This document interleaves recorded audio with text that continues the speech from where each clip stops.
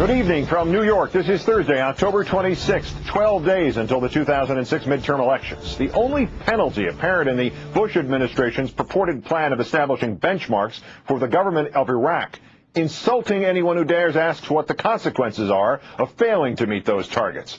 Our fifth story in the countdown, Defense Secretary Rumsfeld telling reporters to just back off when pressed today about the contradictions inherent in its stated policy of deadlines for progress in Iraq, the conflict for which he is responsible, continuing to spiral out of control. In a moment, Fiasco author Thomas Ricks on the rhetoric versus the reality. But we begin tonight with the latest on the ground in Iraq. 4 Marines and a sailor having died today of injuries suffered while fighting in a stronghold of Sunni insurgents, bringing to 96 the number of U.S. troops killed there this month, officially crossing the plateau, the deadliest month of the year, the third deadliest of the entire war.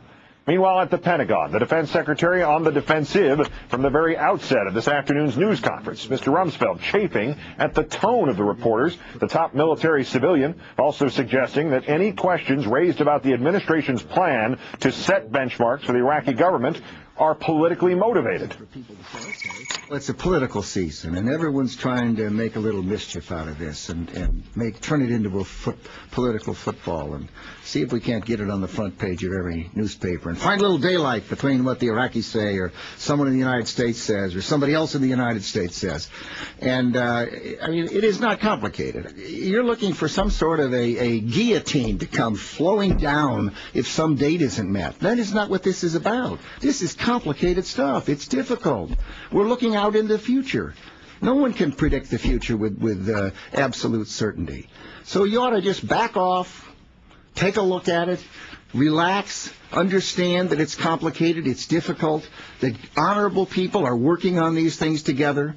There isn't any daylight between them. But given the record, Mr. Secretary, can you blame us for the tone? Expressing some skepticism? Well, that's your job. You can express all the skepticism you want. Benchmark has been laid down in terms of security forces and the like. The Iraqis have been unable to meet them. That is just false. We should submit it. Just a minute. That is false. Every time a security benchmark has been laid down, the Iraqis have failed to meet it. Wrong. Just isn't true. And it'd be a shame if people walked out thinking it. Just a minute.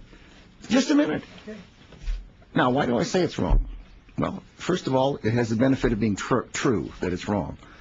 The Iraqi security force training program that we have laid out has been proceeding in a orderly, reasonable way.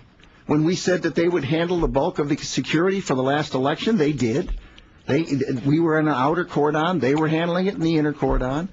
They did a good job. The election took place. I mean, to say that every security, I mean, there's people ranting like that up on the Hill, but that is just wrong to say that. It isn't even close to being true. Benchmarks in numbers, but not the ability to stand up and take control. It was evidenced here. General Casey said as much in the fight to retake Baghdad. That when the U.S. military called on the Iraqi military to provide forces to assist in that operation, they provided only a small fraction of what is needed. Okay. Look at it this way. Have there been instances, many instances, when the Iraqi security forces have been able to do precisely what was intended and what was predicted? Answer, yes. Have there been instances where they were not able to do what was predicted and hoped for or intended? Answer, yes. That means your question, your statement, your assertion is flat wrong. You said every security benchmark has been missed. That's not true. They've done a darn good job. Too precise. Too precise. It was inaccurate. But in terms of their ability, in the terms